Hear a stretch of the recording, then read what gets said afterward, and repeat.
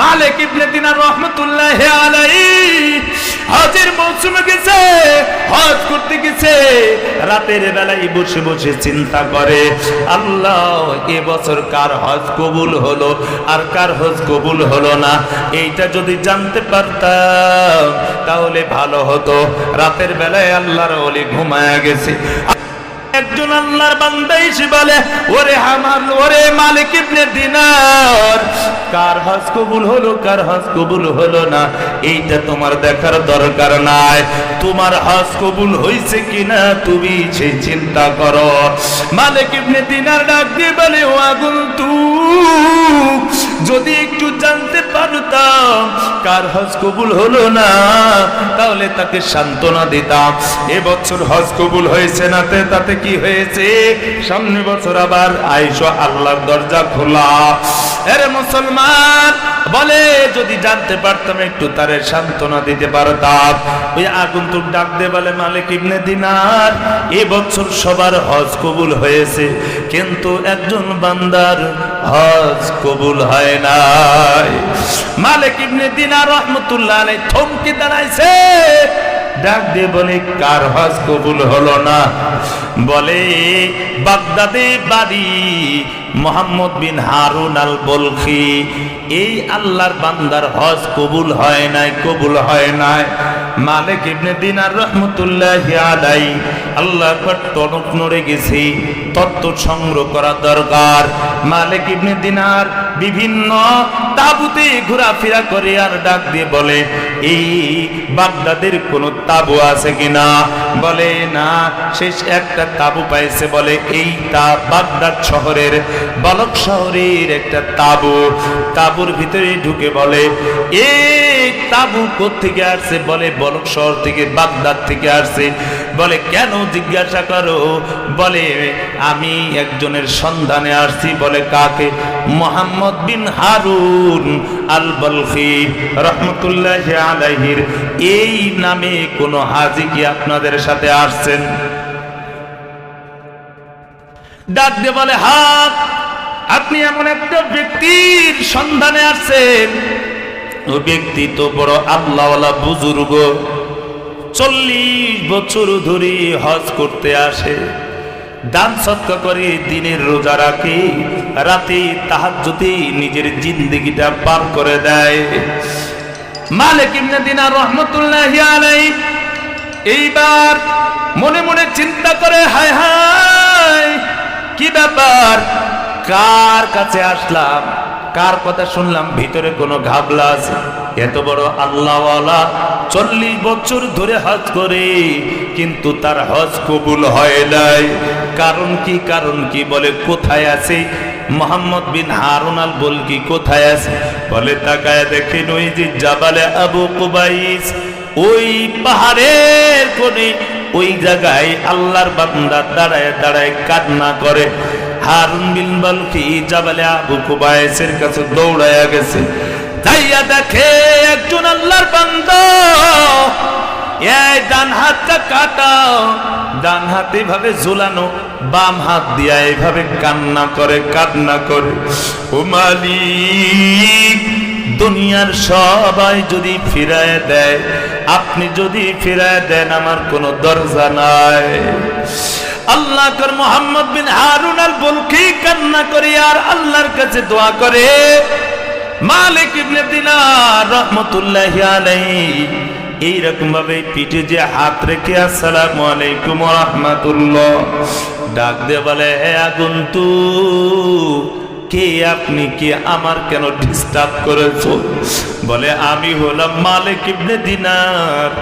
এইবার যখন মালিক ইবনে দিনারের নামটা বলছে হারুন বলখি, ঘুরে তাকায় বলে, ও মহামার মালিক ইবনে দিনার, অনেক নাম শুনেছি, অনেকবার দেখা করার ইচ্ছা করেছি, আল্লাহ আপনাকে আমার সাথে দেখা করায় দিয়েছে। মালিক ইবনে দিনার ডাকে বলে, হারুন বলখি, কি ব্যাপার, এখানে বসে কেন কাঁদো? বলে আমি আমার আল্লাহর সাথে সম্পর্ক করতে চাই। বলে হারুন বলখি ডাক দেবার মালিক ইবনে দিনার, কেন আপনি এখানে আসছেন? ডাক দিয়ে বলে আমি একটা জিনিস জানবার জন্য আসছি। ঘটনা এই, দুনিয়ার সবার হজ কবুল হয়েছে, কিন্তু হারুন বলকির হজ কবুল হয় নাই। এই কথা যখন বলছে, নিজের কানে যখন শুনছে, হারুন বলখি সাথে সাথে জমিনে বসে গেছে। মনে হয় যেন দুনিয়া থেকে পুঁতে গেল হারুন বলখি। ডাক দে বলে ও হারুন বলখি, জানতে চায় কি কারণে তোমার হজ কবুল হয় না? ডাক দিয়ে বলে মালিক ইবনে দিনার, আজ একটা নয় দুইটা নয় 40 বছর ধরে আমি হজ করি। দিনের বেলায় রোজা রাখি, রাতের বেলায় তাহাজ্জুদে কাটাই, কিন্তু আমি যতবার লাব্বাইক লাব্বাইকের আওয়াজ দেয়, ততবার কে যেন গায়েব থেকে আওয়াজ, কে যেন বলে মালিক হারুন বলখি লা লাব্বাইক লা লাব্বাইক, তোমার দোয়া তোমার লাব্বাইক কবুল হবে না। আমি আমার মনটারে সান্ত্বনা দেই, আল্লাহ যদি আমারে ফিরা দেয় আমি কোথায় যাব, কার কাছে যাব? আমার তো একটা মাত্র দরজা। মালিক ইবনে দিনার ডাক দিয়ে বলে ও হারুন বলখি, বলো কোন কারণে তোমার হজ কবুল হয় না? এইবার ফুফায়ে ফুফায়ে ছোট বাচ্চার মতো কান্না করে আর ডাক দিয়ে বলে ও মালিক ইবনে দিনার, আমি একমাত্র বাবার সন্তান, বিত্তশীল বাবার সন্তান। আমি যখন যুবক ছিলাম তখন আমি মদ পানে আসক্ত ছিলাম। একদিন রাতের কি ঘটনা, আমি রাতের বেলায় মদ পান করে নেশাগ্রস্ত অবস্থায় বাড়ির দিকে রওনা করেছি। দিনটা ছিল শাবান মাসের শেষ দিন, শেষ রাত, রমজানের প্রথম রাত। ওই দিন সবাই তারাবি নামাজ পড়ি রমজানের আনন্দে মেতে উঠেছে। আমার মা বারান্দায় বৈশা বৈশা নামাজ আদায় করবার পর তসবিহ টিপছিল, আর আমি বাড়ি আসছি। আমার মা আমাকে ধিক্কার দিয়ে ডাক দিয়ে বলে হারুন বলখি, কামটা তুই কি করলি? দুনিয়ার সবাই তারাবি নামাজ আদায় করে, হারুন রে তোর মতো কুলাঙ্গার সন্তান আমি মা পেটে ধরেছি। এইভাবে আমার মা আমাকে তিরস্কার করছিল। হঠাৎ করে নেশাগ্রস্ত অবস্থায় হিতাহিত জ্ঞান আমার নাই, রাগের মাথায় আমি আমার কলিজার টুকরা মাকে এমন জোরে একটা থাপ্পড় দিয়েছি, মার চোখ দিয়ে পানি গড়ায় গড়ায় পড়ে। আর মা ডাক দিয়ে বলে রে হারুন, আমি তোর ওই হাতে কতবার চুম্বন করেছি, ওই হাত এক সময় তোর নরম ছিল রে হারুন, তোর ওই হাতটা আজকে শক্ত হয়ে গেছে। আমি মা, তুই আজকে এই চলে তুই আমার থাপ্পড় মারলি রে হারুন, তোর ওই হাতটা আজকে শক্ত হয়ে গেছে। আল্লাহু আকবার, এই হাত দিয়ে তুই আমাকে মারছ।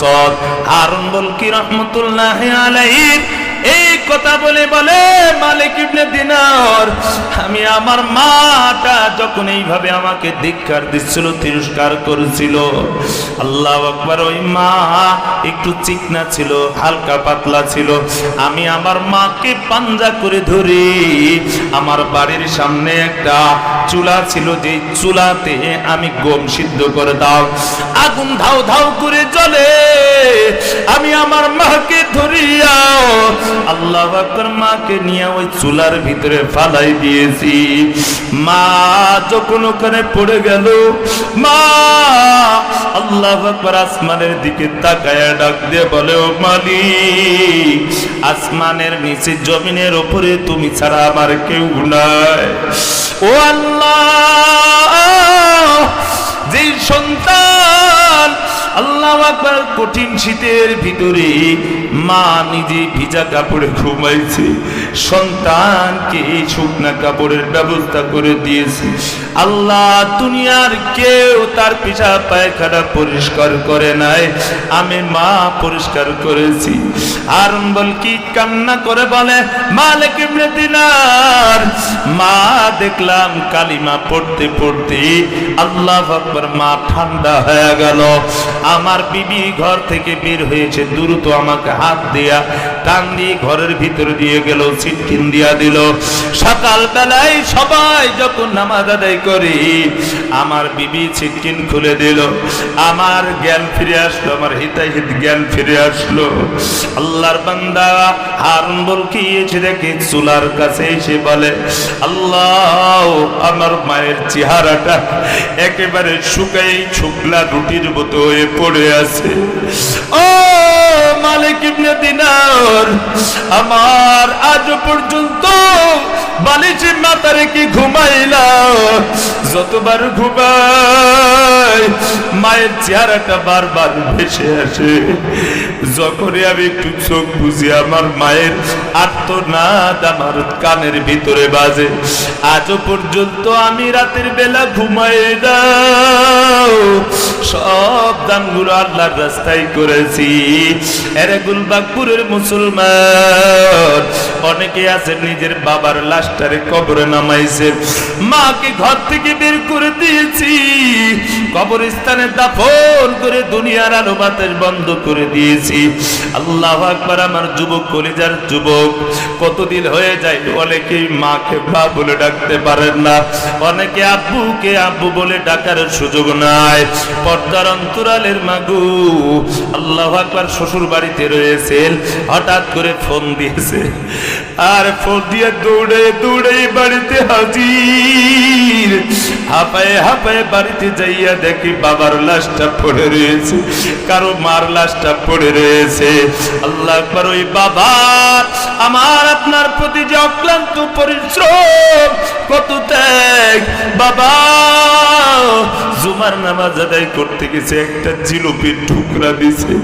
আল্লাহু আকবার। বাবা দেখে সবাই জিলিপি খায়, আর বাবা একবার জিলিপির দিকে তাকায়, একবার জিলিপির টুকরার দিকে তাকায়, আর মানুষের দিকে তাকায়, আর মনে মনে করি আমার বাড়িতে একটা পাগল আমার সন্তানটা আছে, ওই সন্তানের যদি নিয়ে যাই খুশি হয়ে যাবে। আল্লাহ আকবার। বাবা সন্তানের দিকে তাকাইয়া বাবা জিলিপির টুকরাটা মুখে দেয় না। মা শত কষ্ট করেছে, নিজে দুর্বল, মুরগি ডিম পারছে, মা ডিমটা খায় না। এর এলাকার মুসলমান এখানে আছেন যাদের মা নাই, যাদের বাবা নাই, নিজেও চলে যাব আমলে সলেহা করে যদি আজকে সদকায়ে জারিয়া করে বিদায় হইতে পারি।